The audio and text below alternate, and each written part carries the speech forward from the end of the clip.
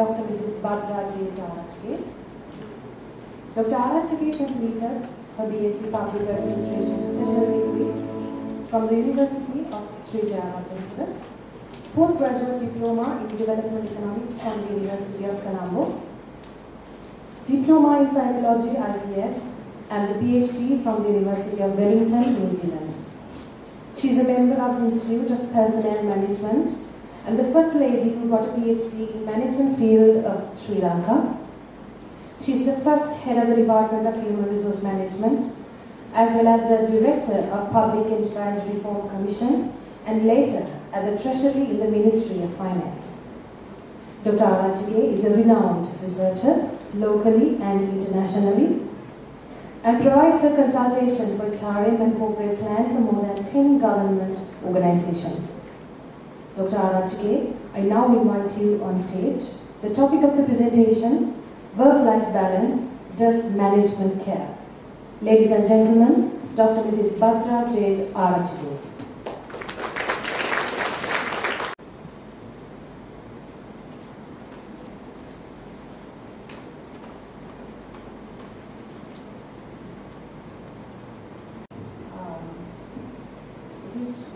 I'm privileged to be here today, and I'm thankful to our head of the department, Professor Hemantha, and the Department Human Resource Management Association for inviting me to talk about some contemporary issue in human resource management. Let me start my presentation within a traditional manner, of course, saying the presentation outline. I will talk about these aspects, background, what is work-life balance and work-life balance in Sri Lankan context, why focus on work-life balance and most suitable methods for work-life balance in Sri Lanka. Then next, let me move on to background.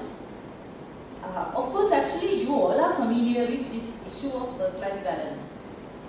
This is a kind of an emerging theme nowadays we are talking about in Sri Lanka.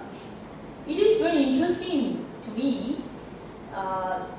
Last Sunday Times, Business Times column, they were talking about the need for new employment compact that is being discussed in a forum by Employers Federation in Sri Lanka.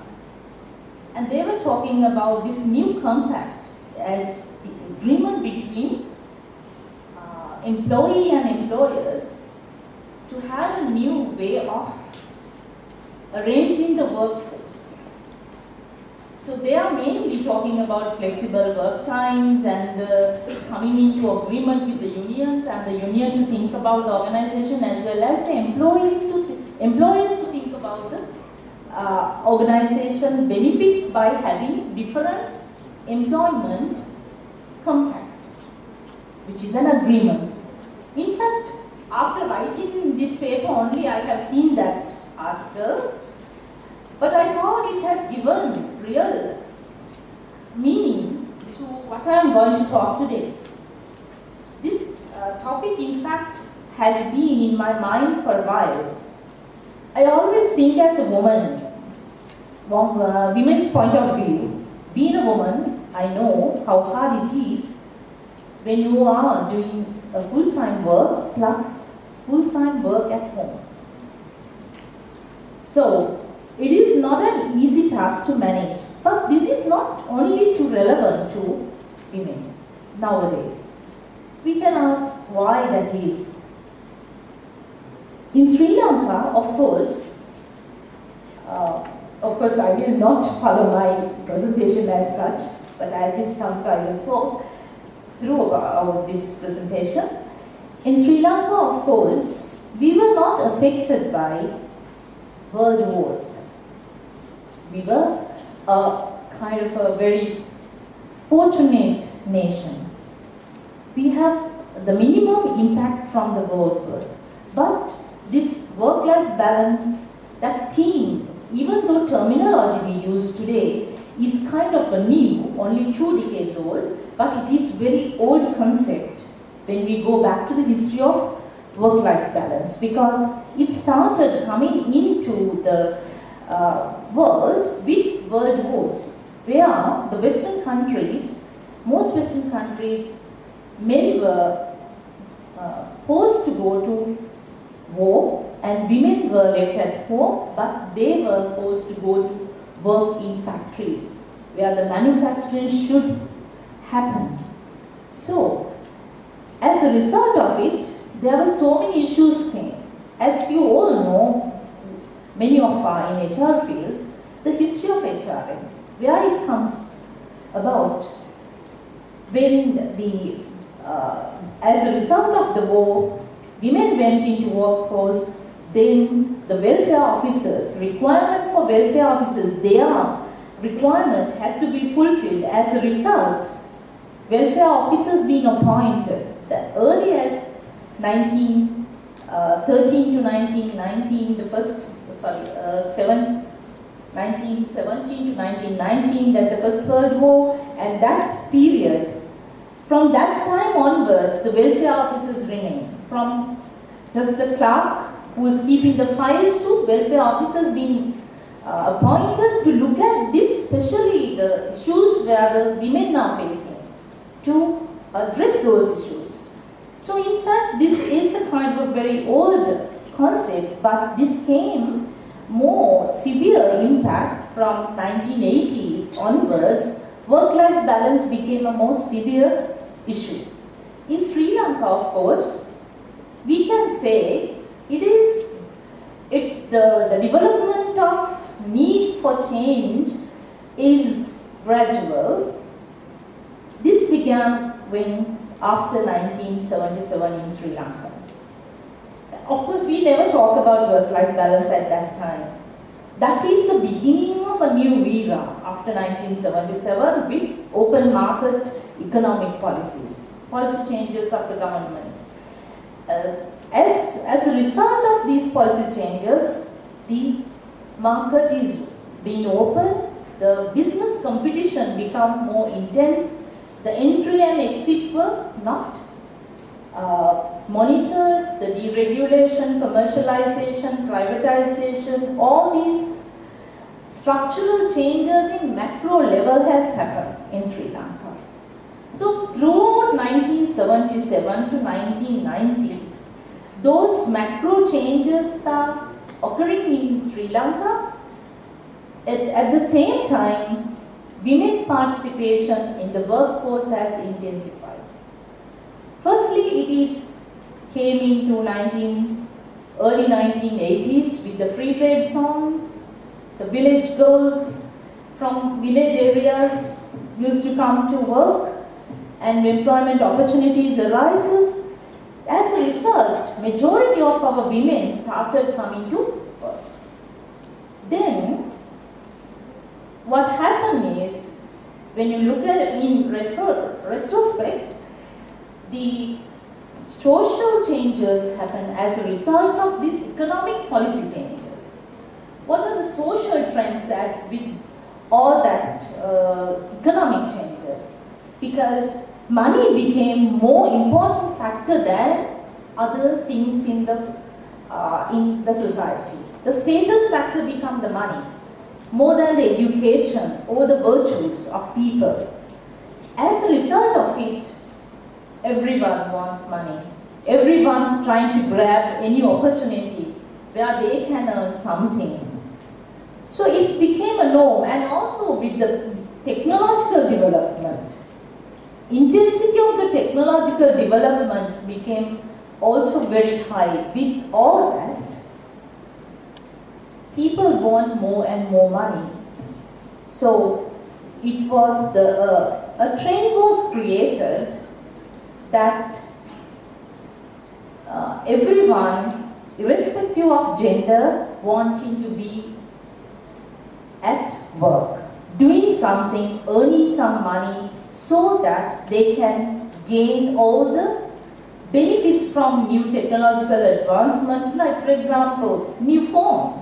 The young girl, if you ask, oh, I want to buy a new phone, or I want to buy nowadays if you ask, new motorcycle, and it is being even promoted in the papers. The ladies can have this kind of a motorcycle. You know, like it's all with the new developments, technology development plus various social changes, and as a result, the people, the mindset changes, provided a lot of the need for money, and also in Sri Lanka, the inflation, cost of living, as it is going up every day, it became a factor that all have to go for work.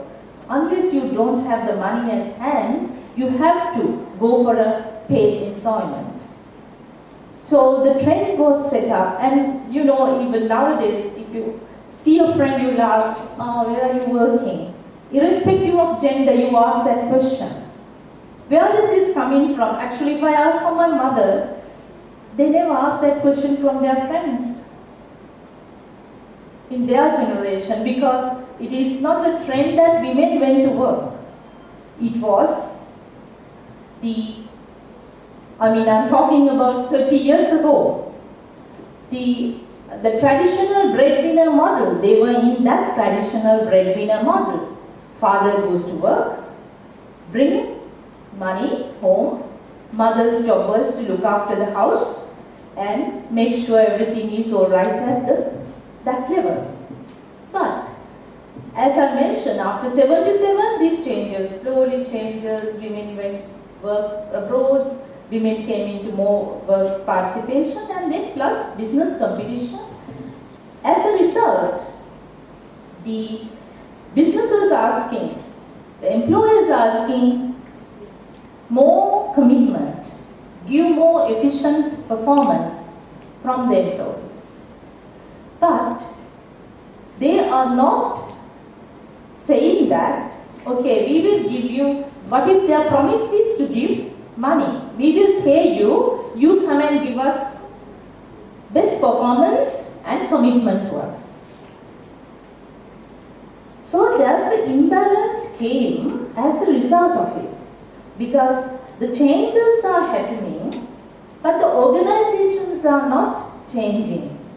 Organizations are pushing more and more employees towards better performance, multi-skills, and they are asking more, but giving the promised pay cut only.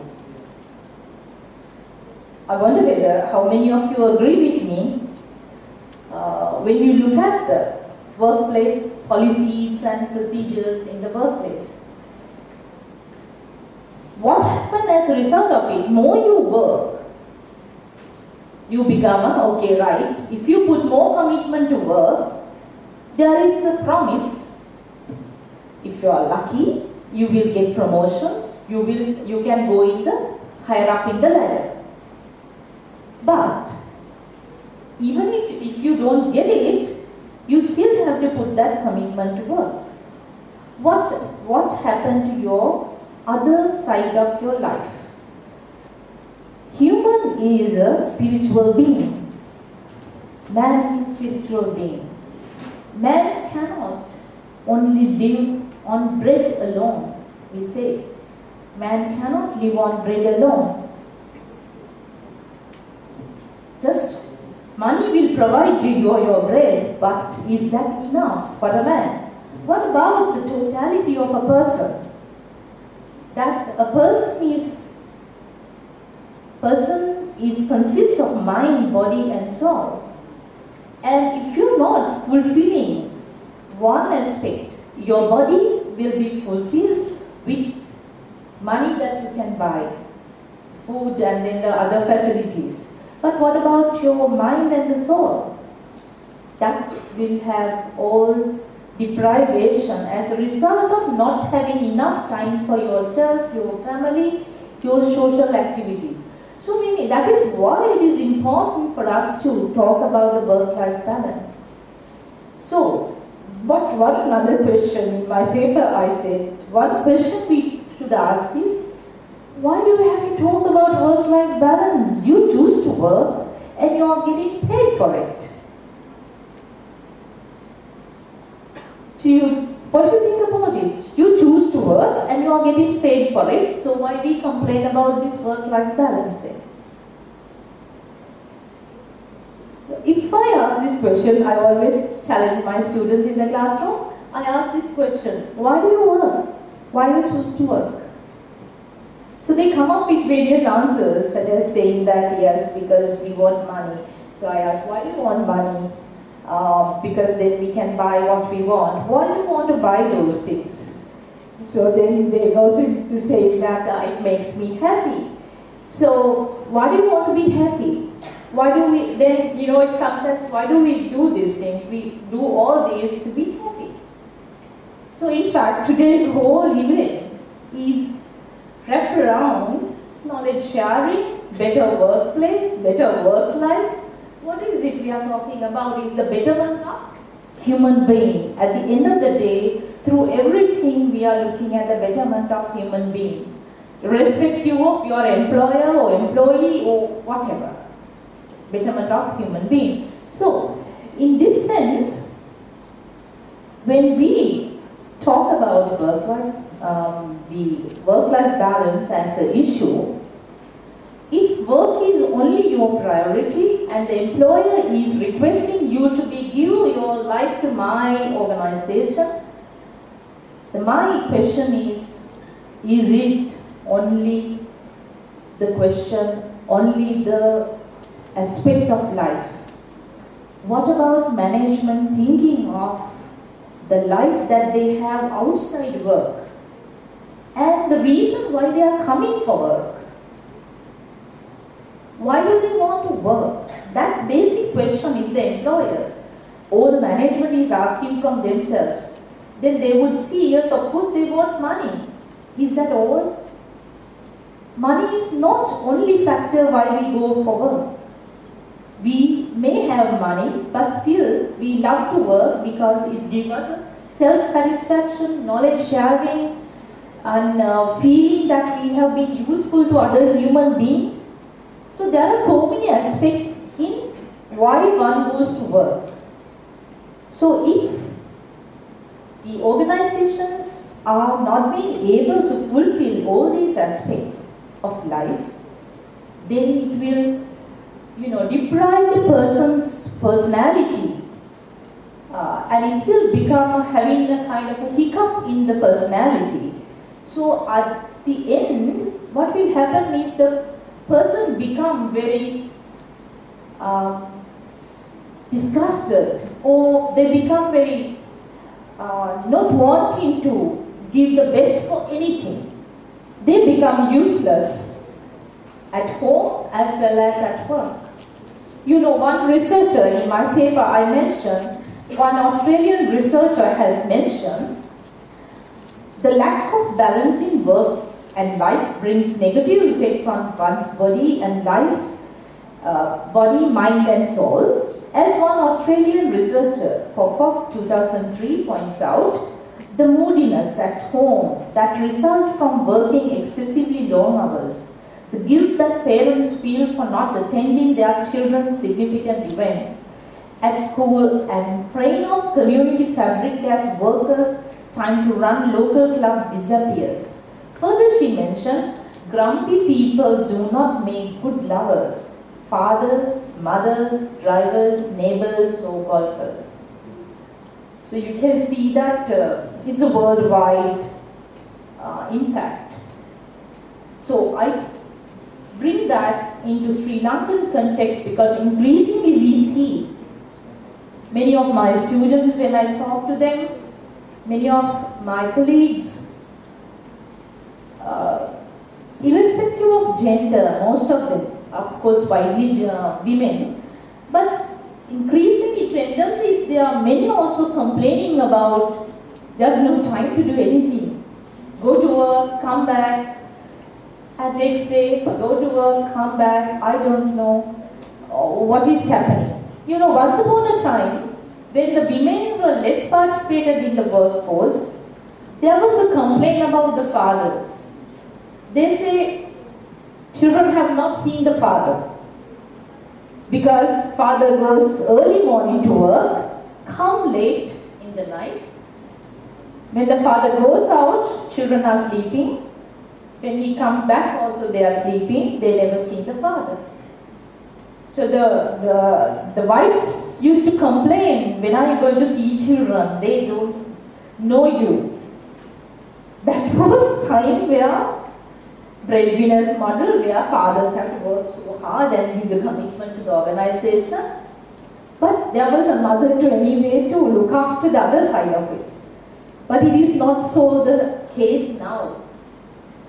As in the world trend also changing, in Sri Lanka also, we will see we are changing from breadwinner model to contemporary combination model. Right? So what does that mean? As we know, breadwinner model, one person working and bringing whatever required. But because of the situation of the country's economy as a result of education, irrespective of gender, we now go into education, men, women equally getting qualified. Therefore, all of them choose to go to work. Then this contemporary combination model, the people have to share professional as well as family responsibilities. Actually, in the world literature, it says the breadwinner's model is being replaced by the contemporary combination model in which professional and family labor is being divided between men and women in a more equal way. This is world research, but my question is, in Sri Lankan context, whether the non-work responsibilities such as family labor is being divided between men and women in equal way. Do you get my point? That in Sri Lankan context, this contemporary combination model, whether we have the equal responsibility in family matters. It is one of the questions relevant to our culture. Of course, our cultures, mothers play a bigger role, wives play a bigger role in the home, caring for children, keeping the family going and so on. But the question mark is it now appropriate? Isn't it a time to change now?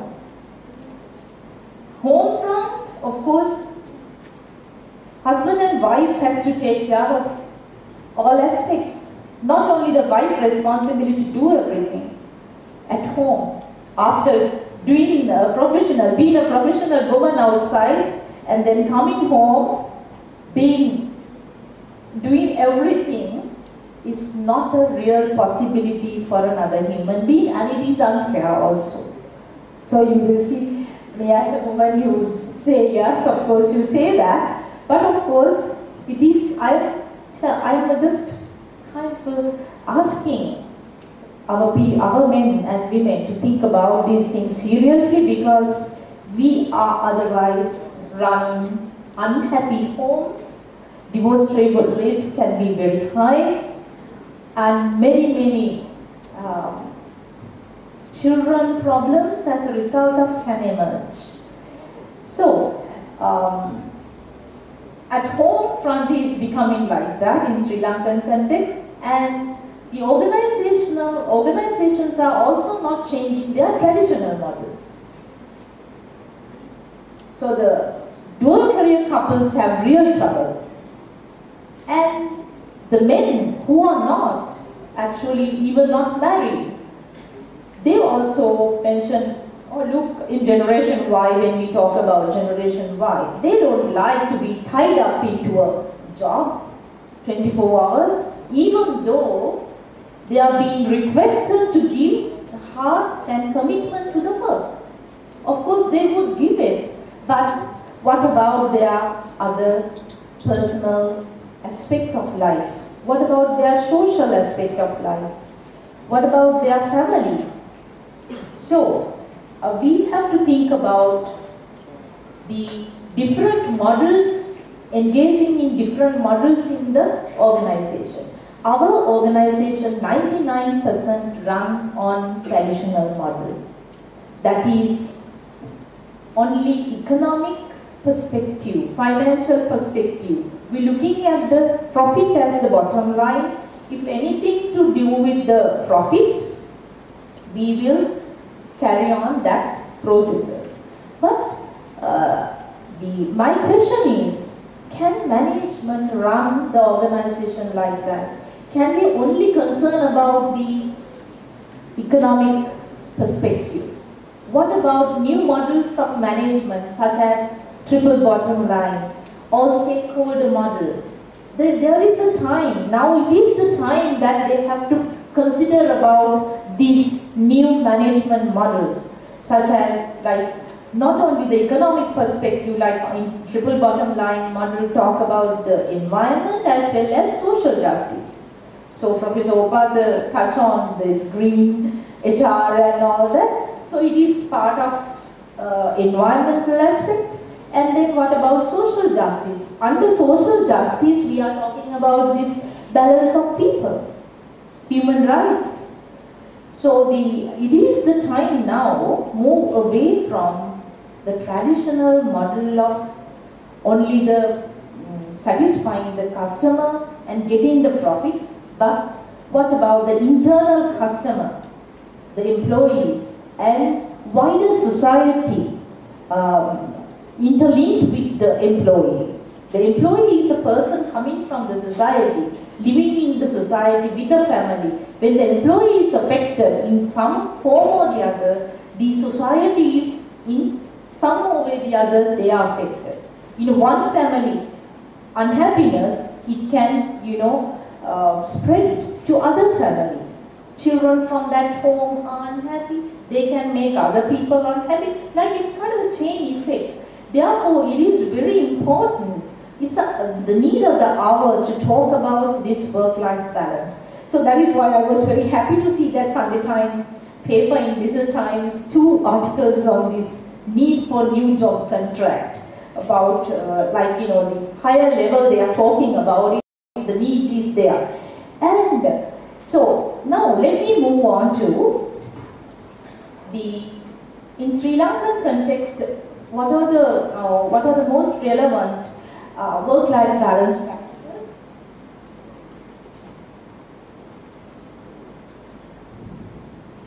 Of course, I'm sure you are aware of these methods, flexible work schedules. I took very few for Sri Lankan context, but I will show you some examples of other countries where they use certain examples. Flexible work schedules, of course, I'm sure you know about it. That is, we are saying that give the core time, every employee should be in the organization, but coming in and going out time to be flexible. So that will provide more working mothers, more flexibility, working fathers to drop the children and go to office and give some kind of a peace of mind. Otherwise, I need to go and put my finger in, and the scanning has to be done, and otherwise, you are running like mad in the mornings. So, but if there is a flexibility, that is, these are little thinking has to go. Unless, in Sri Lankan context in the world also, most of the time they wait until union comes and really push them into change the models of management. But actually in Sri Lanka, IT sector has this flexible work schedules. So they have identified the nature of work is that task is given, time is not monitored, but the task is more important factor. Many organizations, IT sector is practicing that, but this can be also applicable to other sectors and to see whether what kind of schedules we can provide. And of course, I am appealing to HR managers here and other managers and to bring these issues with your CEOs so that we can have a better workplaces. And the next one is the part-time work. another schedule we can inculcate into work offices. Part-time work. Actually, in Sri Lanka, I was like amazed when I went to do my PhD in 1990 to New Zealand. How flexible their workplaces are. You know, the part-time work is kind of it's a norm. In 1990, I'm talking about. It's a norm. If a university student want to go and do part-time work, they just look for the vacancies. Always there are. They send part-time work vacancies into the university career guidance centers, and the students go and work in 2 hours or 3 hours based on their university timetable. Whatever they can manage, they do, and they earn some money plus the work experience, whatever places. And certain workplaces we can use part-time work. Like a lot of HR students, our university students, of course, in now almost every university in Sri Lanka, final year students wants to go to internship programs. But is there a part-time work availability is there? If that part-time work model is there, they could work right throughout from the first year to the final year, covering up their the hours required. But the thing is that our employers and the management are not or do not want to think about those things. They just wanted to stick on to that traditional model. Your lectures is not of my concern. You now come here, you just do it. And just pushing into the limit where you have become, the employee become useless. Employee become agitated and can't focus on that work or can't focus on the other work. So in fact, it is time that now we have to focus on new, no, these are not new, but in Sri Lanka, we have to think of these kind of models. Of course, it is a little bit work for management, how to calculate this and that and incorporate those, but this is a need. And the third one is a compressed work week, where you have only 4-day work week, usually according to ILO, International Labour Organization regulations, people should work either 40 or 45 hours a week. So that is incorporated into 4 days, and then you work longer hours, 4 days, and then Friday, Saturday, Sunday, you get leave. Certain organizations can put these things into practice. Not all, but it is the matter of employer and the management to find out which one we can use for attract and retain our workforce. And then the next one is providing childcare and dependent care facilities or assistance. These are most suitable things which I look at. Like in Sri Lanka, it is a really great pressing problem for young mothers and fathers how to look after their children. And sometimes, in fact, it is a crime in a Western country if you ask from them, are you pregnant? Are you going to get married soon? In Sri Lanka, sometimes interview boards, they ask that question from the interviewee. It's a crime in a Western country. You have no right to ask that question because its decision is individual decision. And when you ask that question, why do you ask that question? Oh God, then another 3 months we have to give leave. Then again there will be another problems, hassles with this. So it's kind of a discrimination. Instead, what are the problems why people have to come to work? They will do well, but we also have to give their life to live. So for that, they have to provide, if in Sri Lanka there is no good childcare facilities, why not start a childcare center, in-house childcare center, looking at the need of the people.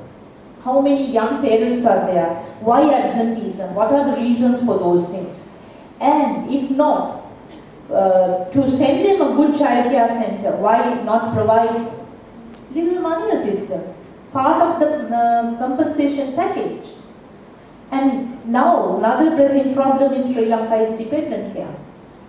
How many of you have aging parents? Who is going to look after them? We don't send our parents to old homes, the elders' homes. It's kind of like insult, we think that way. But then who is going to look after them? Imagine you are the only one child or two only in the family and one is abroad, one is not alone there. You have to take that responsibility. Who is going to do that? And how we are going to cater to those needs of people. How we are going to remain the best workers without stress.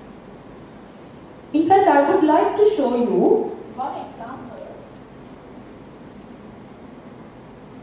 This is the one British supermarket chain. They find that it is very difficult for them to attract and keep employees. So they look at the problems, why they face these problems. Then they see there's a lot of issues with the time, overwork and time, and then people get fed up and they don't come to the work next time. So they advertise this manner. Look at this advertisement. Lifestyle options at yellow supermarkets. Its name is changed, but their program is called lifestyle options. What are the things they offer? Job sharing. You know job sharing is two or more people doing the same job. Certain jobs can be done like that. Right? Certain jobs, not all jobs. Very specialized jobs you can't. But certain jobs you can. So you can say 2 hours, one person come in, another 2 hours, another person come in, or one day you come, the next day another person, one job position, but 2 or more people sharing. And then term time contracts. That is interesting. Term time contracts means when the children are on holidays, then you are giving the option to stay home. That is called term time. When they are in the school, parents also go to work.